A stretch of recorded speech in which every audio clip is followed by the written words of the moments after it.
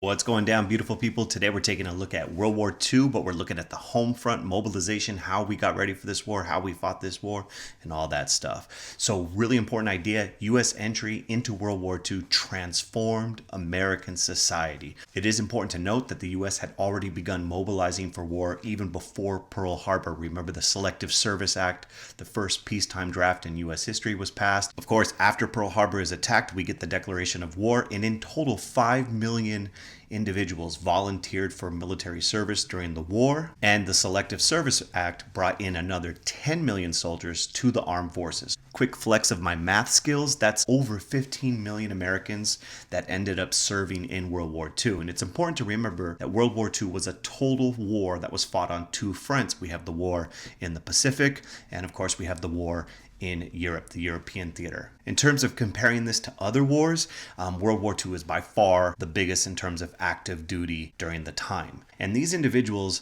you got to train these individuals. They got to go to boot camp or basic training, and it only lasted about 8 weeks. You got to get these peeps disciplined and battle ready. Now, to get some additional support, the Women's Auxiliary Army Corps was created by law passed in May of 1942. And what this group did is it allowed women to volunteer to serve in the ranks of the army. Never before had women, outside of nurses, been able to serve in the army. And while women getting this opportunity is definitely dope, despite this wave of patriotism, there was some crazy opposition to passage of the bill creating this group in Congress and even after it passed. Now, when they did volunteer, they could only serve in non-combat roles. We're talking everything from ambulance drivers, radio operators, pilots, electricians, and pretty much any duty in the Army except direct combat was performed by these women.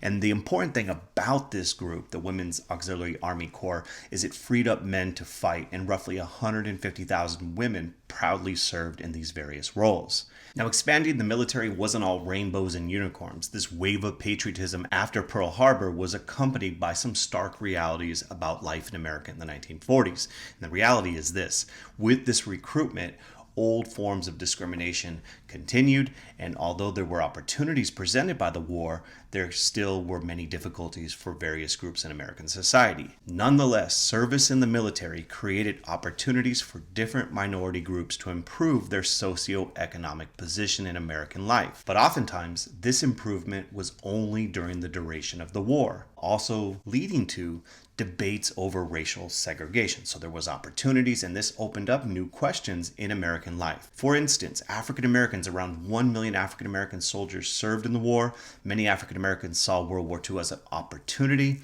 There even was a double victory campaign which began during the war, and many African American newspapers talked about not only victory abroad against totalitarian regimes, but also victory at home against racism. And unfortunately, life in America was difficult during the war. African Americans served in segregated units. Another group that saw challenges as well as opportunities during the war were Native Americans. Around 25,000 Native Americans enlisted in the military. Not only Native American men, but women also serving in various ways. The most famous being the Navajo Code Talkers. You can see a picture right there. And the reality for Native Americans is there is this repeated history of land being stolen, culture being denied, but nonetheless, and many Native American people saw the war as an opportunity, and many Native American individuals left life on the reservations to go to urban areas to work in factories or to go join the military. Another group that plays a key role in World War II is Japanese Americans, Asian Americans in general, but when it comes to Japanese Americans, you have 33,000 Japanese Americans serving in the military, the most famous being the 442nd Regiment, one of the most decorated units during the war. Many of them could serve as translators if they knew the Japanese language in the Pacific theater, and their service proved invaluable in many different campaigns. All the while, many of their families, and oftentimes even they themselves, were forcibly relocated from their homes through Executive Order 9066 with Japanese internment. The Office of War Information was created in June of 1942, and what this group did is it was a government agency tasked with spreading propaganda to increase and maintain public support for the war effort. They led the creation of posters and films encouraging American support for the war. Now, it's not enough just to give them all thoughts and feels about this war. You need to get them to actually do some stuff, and that's where you get posters designed to try to get Americans to enlist in the military, but that's just one piece of this mobilization. It also includes getting women to be willing to take jobs in the factories, to get individuals to conserve important resources such as gasoline and aluminum, and also, going back to previous slide, keeping peace on the home front, whether it came down to race relations or labor strikes. You want to make sure that things like racism or labor disputes don't get in the way of the war effort. So the Office of War Information was designed to try to keep the American people, their hearts and minds in this fight, in this war effort. And keep in mind, there are issues in American society. You know, African Americans are going to fight very bravely during the war, but oftentimes they were limited in terms of the types of jobs they could get. And how are you going to ask Black Americans to keep the fight going while there's racism not only within the Jim Crow military, but there's also discrimination in war industry where African Americans were denied certain jobs. So the Office of War Information sought to kind of encourage patriotism on the home front. And that leads us to wartime propaganda, which was a very important part of the war effort. So throughout the war, you're going to see not only the government, but also companies kind of creating propaganda designed to get the American people to support the war. Loose lips might sink ships. Can't share information that is sensitive to the war effort, so you better shut your mouth. Another important part of this wartime propaganda is the wartime movie industry. Something like 85 million people went to the movies each week in the 1940s, and the film industry was tremendously influential in producing wartime propaganda. Perhaps the most famous film is the Frank Capra directed Why We Fight. It's a series of 7 documentaries. Disney actually helped out with some of the animations in the film, and it was designed to convince a country that was at one point isolationist that this struggle is worth fighting. And so in this documentary, you see all sorts of animations and footage trying to sell to the American people that we must keep the war effort up, or else perhaps bad things like the takeover of the Western Hemisphere would in fact happen. Another part of this propaganda during the war is a lot of people get involved. Disney gets involved, Bugs Bunny, Popeye. There are all sorts of cartoons of the time period. And if you look at them, which I'll put some links in the description, there's some hecka racist depictions going on in these cartoons. And it's important to acknowledge and analyze that as well. Another aspect of the war is economic controls. The government was really conscious of trying to combat inflation. And inflation is a rise in the level of prices. Thus, there is a fall in the purchasing value of money. Translation, you can't buy as much with your dollar as you once could. And the concern was, during the war production meant there would be fewer consumer goods available. In fact, the automobile industry shuts down production of consumer vehicles. You could see that on the graphic. And they start moving towards wartime production. Even though you make this wartime switch, there's still going to be a demand for consumer goods. It's still going to be there, but there's less supply, and this meant that prices were likely to increase. So as you can see in this image, this is a General Motors plant in Detroit that used to make cars. Now it is making M5 tanks for the war effort. In order to try to combat inflation, the government created the Office of Price Administration, OPA, which addressed the threat of inflation by freezing prices on most goods. So the government consciously set caps on prices in this attempt to try to minimize the amount of inflation going on. Another thing the government does during the war is passage of the Revenue Act of 1942. Congress passes this act to help pay for the war. And what it does is it increases income taxes. For the first time, many millions of Americans that previously were not taxed suddenly are now taxed. Lower and middle income Americans are now paying income taxes directly withheld from their paychecks, and that money is sent to the Treasury Department for the war effort. And obviously, if you're getting taxed, you have less loot to spend on goods that were scarce, which would be another way to not only pay for the war, but help curb inflation. Now, even Donald Duck got involved in this process in conjunction with Disney and the Department of the Treasury. There's a cartoon called The New Spirit, and this was designed to get citizens to pay their income taxes. And in the cartoon, Donald Duck is super stoked to help out the war effort. He's super patriotic, but then he gets hella mad when he learns that he has to pay income taxes, and all sorts of shenanigans happen, and eventually Donald Duck proudly pays his taxes to help out the war effort. And then finally, the federal government encouraged Americans to buy war bonds. Americans buying these from the Treasury Department not only helped the war effort, but also helped combat inflation. If you got some extra money in your pocket, buy these war bonds, and about 85 million Americans bought war bonds, raising about $185 billion for the war effort. And all sorts of propaganda, as you could see, was designed to get Americans to buy these bonds. Now, as you see, there is a massive federal mobilization. The federal government had more to do than just pay for the war and to control inflation. This mobilization did a few other things. For instance, that's all, folks. The mobilization, the mass mobilization of American society helped finally end the Great Depression. And not only that, we are providing through our strong industrial base, it is really American factories that plays a pivotal role in winning the war by equipping and provisioning the Allies and millions of U.S. troops. Remember, it is really American supplies through the Lend-Lease Act that helps keep the Soviets fighting against the German military once Hitler invades the Soviet Union. So America's factories play a key role, as well as the manpower of countries like the Soviet Union. So this was a team effort, so to speak. Another group that is created by the federal government is the War Productions Board. And what this group did is it allocated resources for the war effort and rationed important materials. You got to organize this shift to wartime production of key industries. You got to make sure you got the tanks, the planes, the guns, and the ships. In addition, they also organize campaigns to collect cooking fat, scrap iron, and tin cans. You want the American people to make the sacrifices to conserve the materials, and even the kiddos helped out searching yards and garages and other spots for things that could be used for the war effort. Now you might be wondering, what is fat or scrap metal going to be able to do? Well, here it is. Lots of stuff. And that's the beauty of this process. You can turn something like 1 pound of fat into 1/3 pound of gunpowder. So there was this connection to this idea of rationing and saving and conserving. Not only that, victory gardens were planted by many Americans to help out the war effort and to overcome food shortages. Any small plot of land could be used to grow food. In 1943, it's estimated that there were 20 million victory gardens, which produced about 8 tons of food, which is enough to feed me for like a solid week. And the more food grown on these victory gardens meant there's more food for the soldiers and the allies and all the homies. Now, nevertheless, not all materials for the war could be grown in a victory garden, and that is why you had during the war also a system of rationing put in place. And this was done by the OPA, shout out to them. And what they did is they established a system of rationing for materials determined to be essential for the war effort.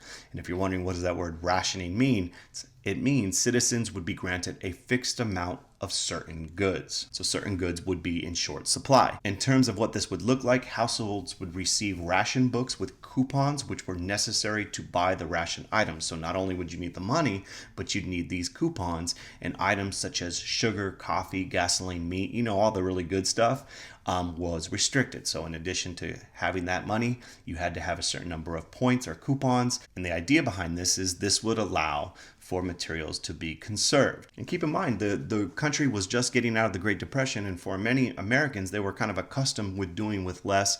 And so when these calls for saving meat, gas, and things like this, it was for many Americans not only their patriotic duty, but the normal that they had been accustomed to. To support rationing, not only do you have propaganda like you see right there. Now, some people did try to cheat the system, in spite of all this propaganda and patriotism, some people tried to cheat the system, and there was a growing black market where people would buy things without a ration coupon or pay more money than was supposed to be paid by the price ceilings. And so there was a whole black market around these ration goods. But if Uncle Sam caught you, you'd be in some deep doo-doo. Now, certain items, rationing and increasing production was not enough to meet war demand. So for example, rubber is extremely important to war production.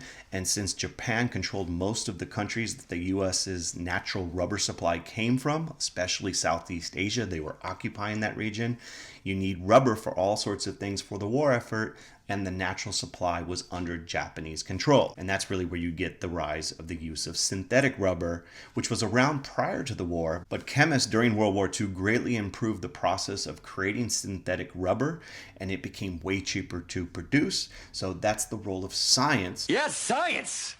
during the war and the mobilization of the war front. Speaking of science, yes, science! The government also created the Office of Scientific Research and Development, and science plays a big part of the war effort and played a large role in helping the Allies win. The Office of Scientific Research and Development led the development of radar and sonar technology, so you could find those damn German submarines, all sorts of new weapons, guided missiles, improvements in aircraft, and a really big one that we perhaps don't really think about is the development of penicillin. Now, this again was also discovered before the war, but during the war, through government and private research and doctors experimenting, they were able to develop penicillin in a much more cost-effective way, and this is going to save a ton of folks. You know, penicillin was discovered before the war by this Australian dude named Dr. Florey, but further development helped increase the supply of this important life-saving antibiotic. This helps cure infectious diseases. And since during war, most deaths occurred from infections. You know, you get shot, you could maybe survive, but the infection's what's going to kill you.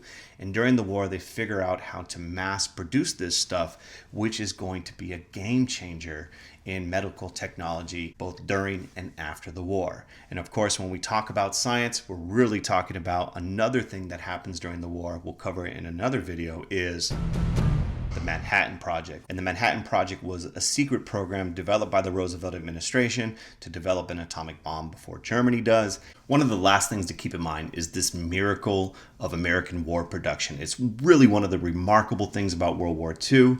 And as we mentioned, America's industrial output was a huge factor in the eventual Allied victory. We're making tons of stuff, and it's really a miracle of war production. And what's so shocking about it is how quickly these consumer factories quickly transition to war production. This ends the Great Depression. This leads to massive opportunities for a number of Americans as we're making these weapons that are going to help defeat the Axis powers. And remember, the guy who relaxes is helping the Axis get to work on your history homework.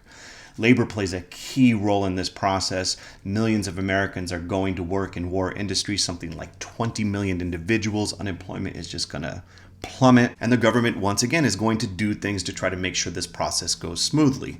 The National War Labor Board is created by the Roosevelt administration, and it sought to mediate labor disputes between labor and management. Work stoppage in defense work would be no bueno and can hurt the war effort. Over 6 million women worked in war industries. This is a huge part of this story, the famous image of Rosie the Riveter.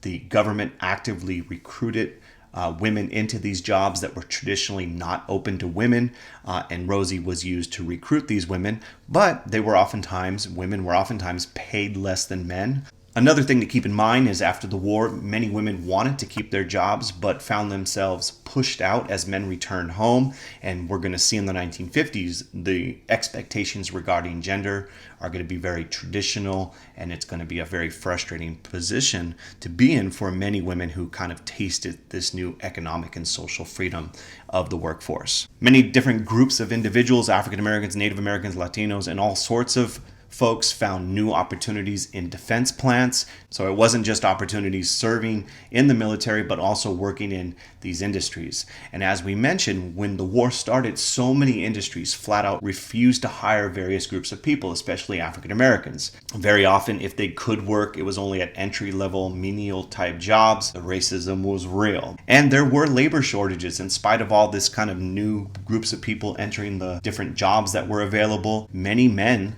left the farms to serve in the military or for opportunities in war industry, which typically were in cities. And so this created a tremendous shortage of agricultural laborers, which led the government to take action. And in 1942, they passed a program called the Bracero Program, which brought in Mexican workers to fill the labor need. You know, these individuals, these Mexican laborers, were brought in by the U.S. government, and they faced a great deal of hardship, oftentimes cheated of fair pay and equal treatment.